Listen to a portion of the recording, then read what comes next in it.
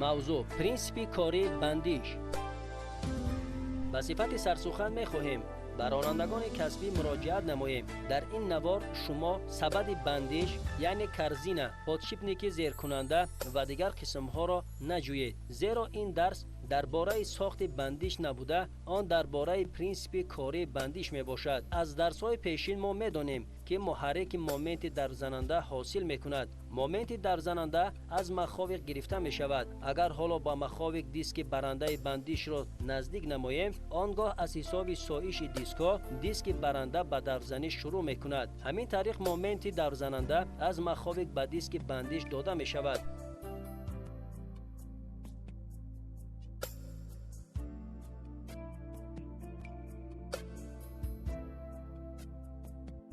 اگر در وقت کاری محرک ما دیسک بندش را از مخاوق دور کنیم، آنگاه در این حالت دیسک به حرکت شده می ایستد، یعنی مومنت در زننده به دیسک بندش داده نمی شود. اگر ما باز دیسک را به مخاوق وصل کنیم، آنگاه مومنت در زننده از نو به دیسک بندش داده می شود.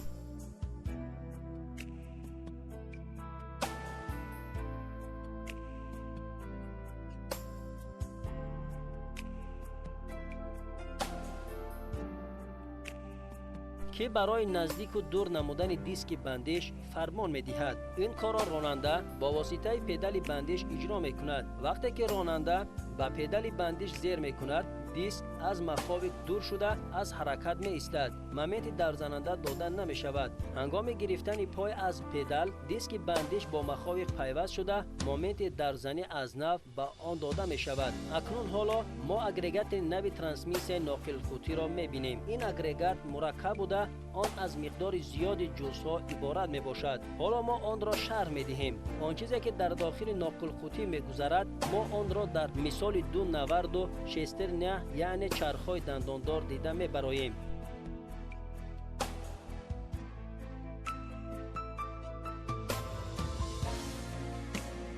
اینک از دیسک بندش مومنت در زننده به نورد یکم و شسترنه آن داده می شود. هنگام دادن مومنت در زننده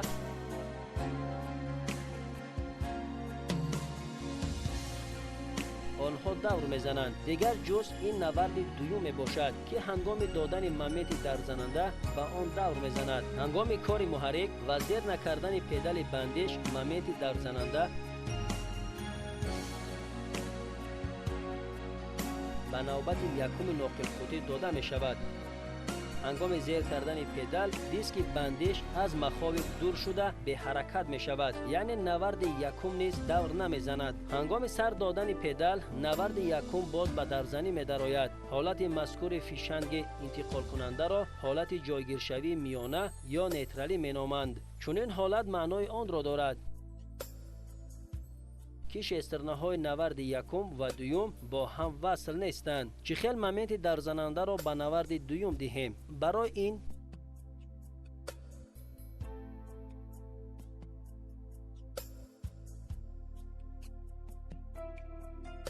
راننده پدال بندش را زیر می کند. در این حالت نورد یکم به حرکت می ایستد. پس فیشنگ ناقل قطی را به حالت انتقالی می گذرانند. دو شسترنه با هم وصل می شوند. اکنون راننده پدال بندش را سر می دهد. در این حالت مومنت در زننده از نورد یکم و نورد دوم داده می شود. حالا به نورد دوم ما نورد کردنی را پیوست می کنیم. آن هم دور می زند، یعنی مومنت در زننده انتقال می شود.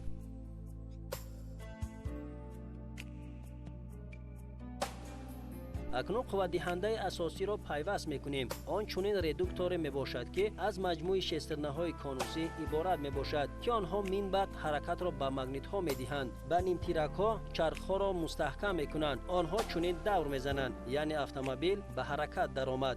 خلاصه مهم: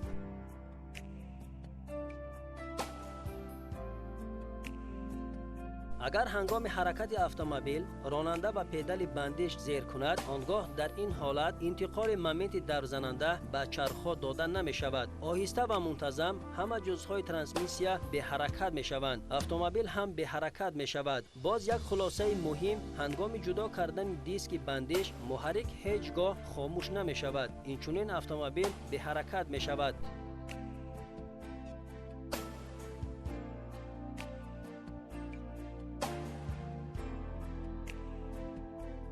اگر در ناقل قطی حالت جایگیرشوی فیشنگ مابینی باشد، در گزارش انتقال مابینی محرک هیچگاه خاموش نمی شود.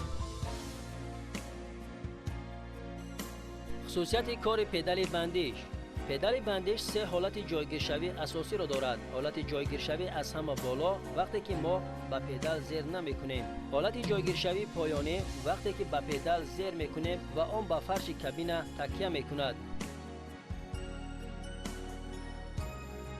حالت جایگیرشوی سیوم مهم باشد. آن را حالت کاری پدال می‌نامند. اما در هر یک اتومبیل جایگیرشوی پدال گوناگون میباشد. در یک بالاتر، در دیگر پایانتر جایگیر میباشد. از این سبب بیشتر وقت راننده این حالت جایگیرشوی پدال را هنگام شیستن به دیگر اتومبیل میکوبد. در این حالت دیسک بندش با مخاوک رسیش میخورد و آن را باید منتظم پیوست نماییم.